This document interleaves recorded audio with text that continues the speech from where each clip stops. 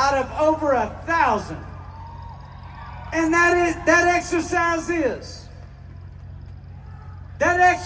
is we like to bring up to our stage active duty military and veterans and read their name and their rank and where they served and give them the proper respect that they have earned. Can I get a hell yeah one more time out of this crowd? Tonight we continue the big and rich tradition of bringing them up. Our first guest tonight, Mr. Eric Hoffman, United States Marine Corps Sergeant, 1978 through 1985. Put your hands together for the boy. Okay. And our second guest tonight, Mr. John Pelletier, the United States Air Force Sergeant, 1983 through 90, out of Charleston Air Force Base. Come on out here, son.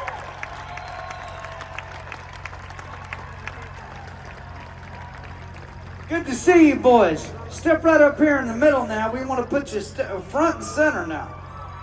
All right. All right. So here's my first question for the men up here right now. Gentlemen, if you were drafted into the United States military, please raise your hand. Neither one of you? You know what that means? Do you know what that means? That means that these two men right here could have done anything they wanted to do with their lives in the best years of their lives, the prime of their lives, the youth of their lives. Could have done anything, and they decided to serve the United States of America. Can I get a hell yeah out of this crowd one time?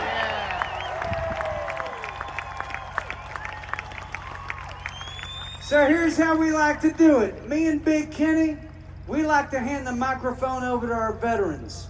You saw how many hands just went out in that big old crowd. There are veterans in active duty all throughout this big old crowd right now. I would like you to say something on their behalf and tell us why you decided to sign up and serve our country. Same question for both of you. Speak to them, but speak about yourself as well. God bless you. The microphone is yours.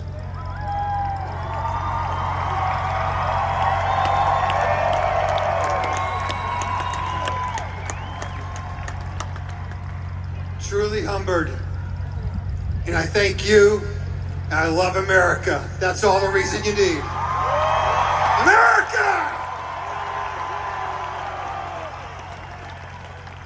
First and foremost, I want to thank my father. Just lost him in April. Chief Master Sergeant Dave Pelletier. Love you. Love you. Joined the Air Force. Follow my dad's footsteps. Very proud of it. I'm very proud of everybody here that served. First responders, military, everybody put your life on the line every day. Thank you.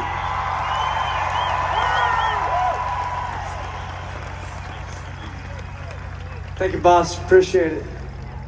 We'd like to ask these gentlemen just to take a little step over there because somebody's about to hand you a double shot of Redneck Riviera whiskey. That's what's going to happen to you boys. Enjoy.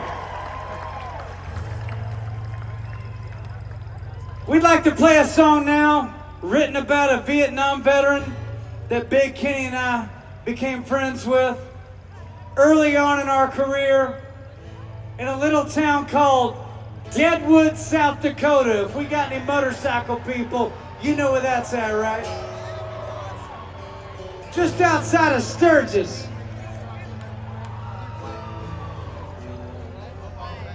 We were playing in this tiny little bar, and we noticed this bartender in the back of the room. He was hard to miss, wearing a big old top hat, had a white ponytail all the way down to his belt, and covered in Grateful Dead tattoos. Can you picture this guy for a minute? Oh, the quintessential Vietnam veteran. You know what he looks like. So as we got through singing, we sat down at his bar, introduced ourselves, and he told us his name was Niles Harris, and that he was a Vietnam veteran.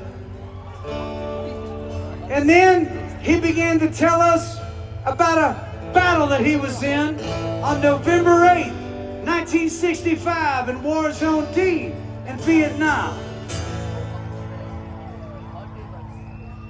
And on November 8th, 1965, 30 Americans were overrun by over 1,200 Viet Cong.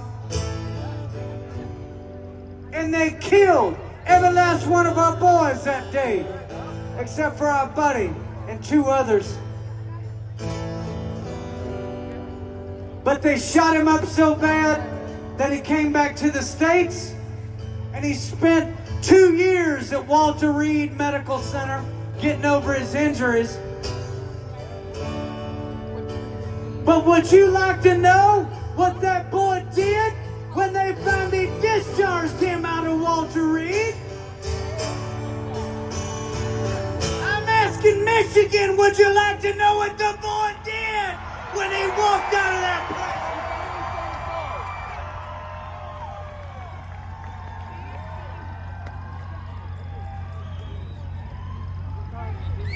He limped out of Walter Reed, and he signed up, and he did 3 more tours of Vietnam for the 173rd Airborne Brigade.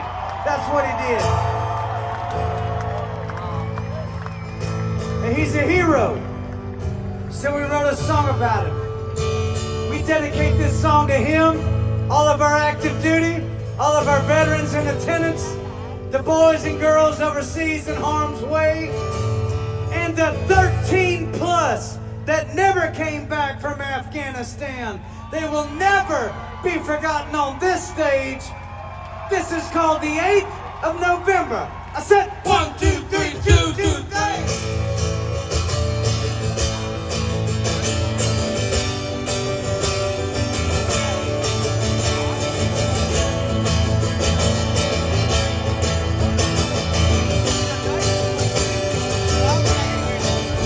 Said goodbye to his mama as he left South Dakota to fight for the red, white, and blue. He was 19 and green with a new M16, just doing what he had to do.